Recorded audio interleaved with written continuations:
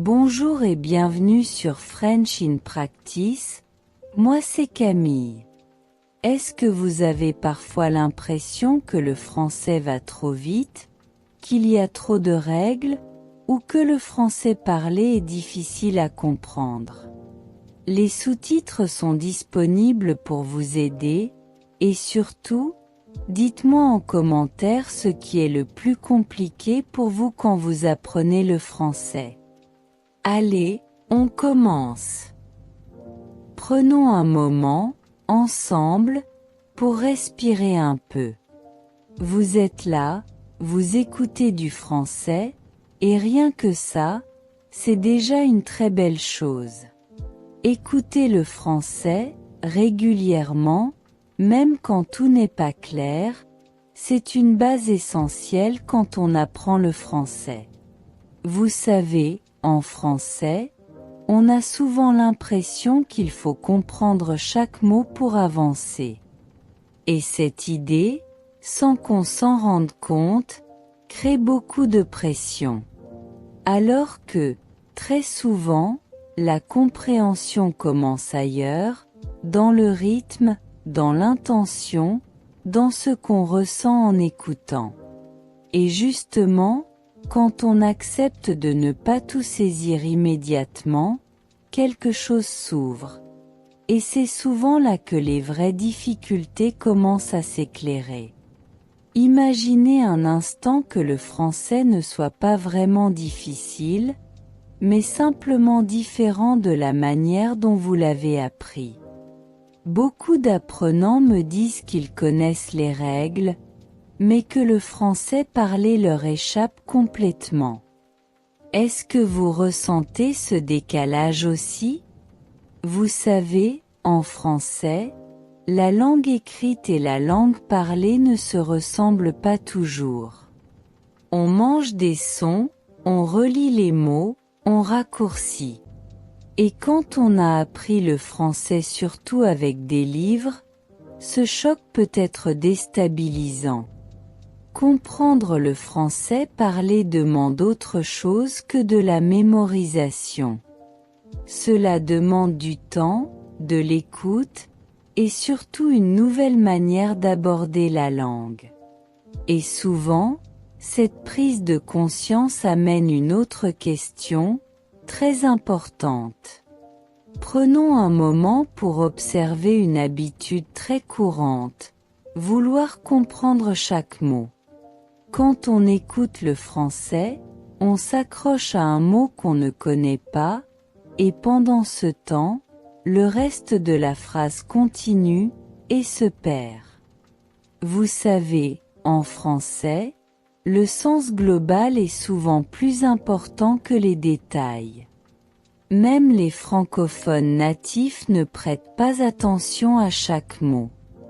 Ils écoutent l'idée générale.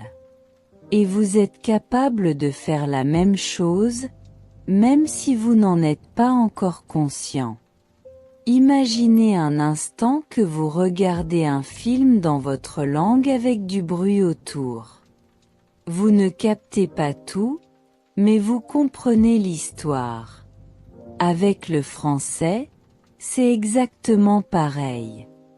Et cette comparaison nous amène naturellement à une autre manière d'apprendre. Vous savez, en français, on oublie parfois que la langue est vivante. Le français du quotidien n'est pas parfait. Il est spontané, parfois désordonné, parfois flou. Et pourtant, il fonctionne. Quand on apprend le français, on croit souvent qu'il faut parler correctement avant de parler naturellement. Mais en réalité, c'est souvent l'inverse. En écoutant du français authentique, encore et encore, on commence à reconnaître des sons, des expressions, des rythmes. Et petit à petit, sans forcer, l'oreille s'habitue. Cette habitude crée une sensation de familiarité, Et cette familiarité change complètement la relation à la langue. Prenons un moment pour parler d'une peur très répandue, la peur de se tromper. Beaucoup d'apprenants hésitent à parler parce qu'ils veulent bien parler. Mais le français authentique est rempli d'hésitations, de phrases incomplètes, de corrections. Vous savez, en français, même entre natifs, on se coupe, on reformule, on cherche ses mots. Et pourtant, la communication continue. Alors pourquoi s'imposer une perfection qui n'existe pas? Quand on accepte cette imperfection, quelque chose se détend.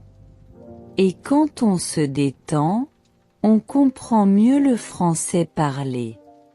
Cette détente ouvre la porte à une autre découverte très importante.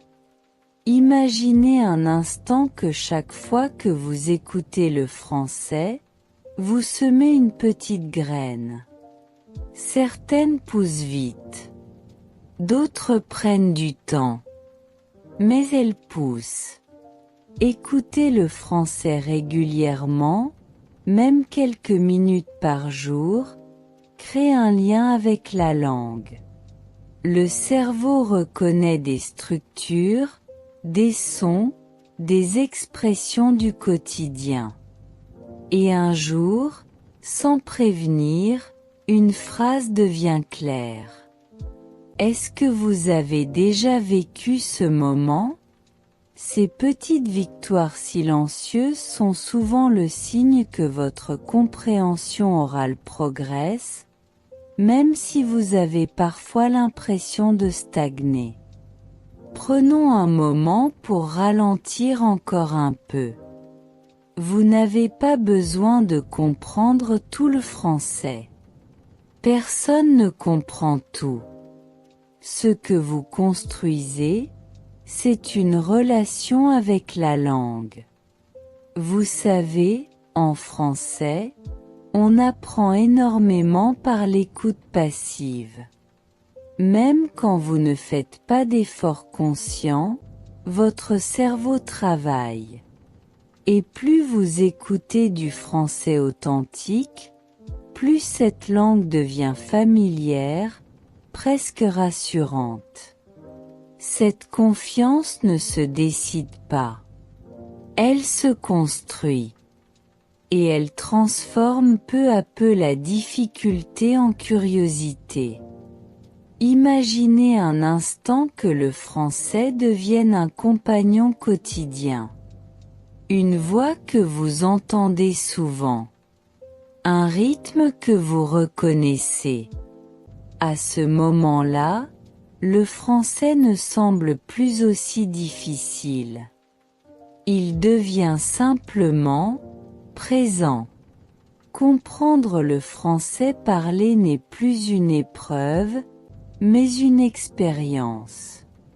Vous acceptez le flou. Vous accueillez ce que vous comprenez.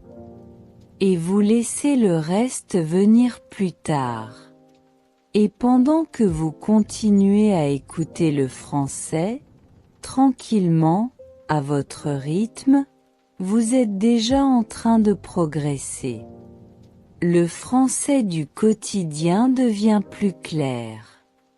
Le français authentique devient plus proche. Et sans même vous en rendre compte, vous avancez, jour après jour.